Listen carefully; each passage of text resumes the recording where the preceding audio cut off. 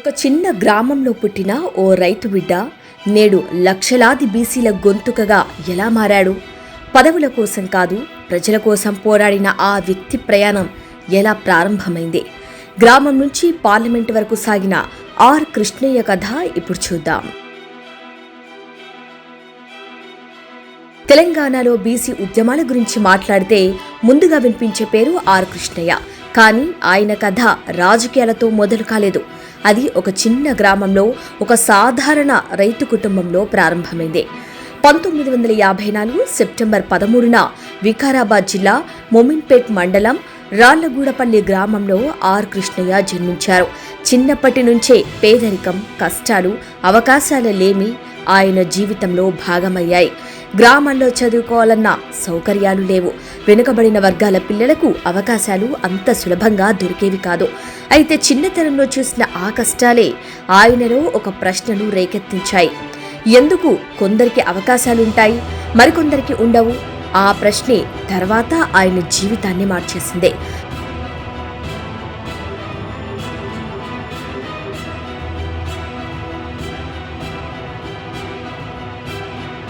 విద్యార్థి దశలోనే ఆర్ కృష్ణయ్య నాయకత్వ లక్షణాలు బయటపడ్డాయి.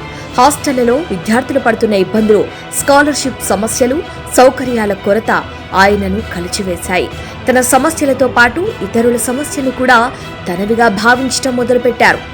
1970లలో ఆయన విద్యార్థి ఉద్యమాల్లోకి అడుగుపెట్టారు. మొదట చిన్న చిన్న పోరాటాలు చేశారు. కానీ అవే తరువాత పెద్ద ఉద్యమాలకు నాంది పలికాయి. ఒక దశలో ఆయన గ్రహించారు, సమస్య ఒక్క విద్యార్థులదే కాదు, మొత్తం బీసీ సమాజానిదని. ఆ తర్వాత ఆయన జీవితమే మారిపోయింది.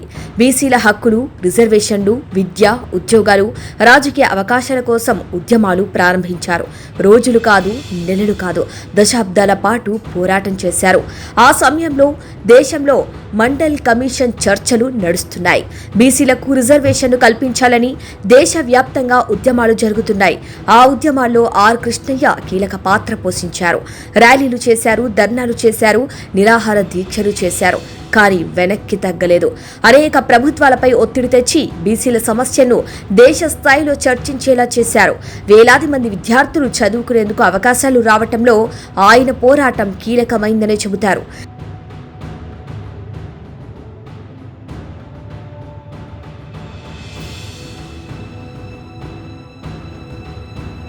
కానీ ఆయన ప్రయాణం అక్కడితో ఆగలేదు.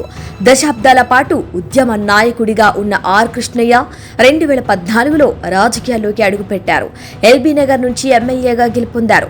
ఒక ఉద్యమకారుడు శాసనసభలోకి అడుగు పెట్టడం అప్పట్లో పెద్ద చర్చగా మారింది. తర్వాత ఆయన రాజ్యసభ సభ్యుడిగానూ ఎంపికయ్యారు. గ్రామంలో మొదలైన ప్రయాణం చివరకు పార్లమెంటు వరకు చేరింది. కానీ ఆయనను ప్రత్యేకంగా నిలబెట్టింది పదవి కాదు, పోరాటం.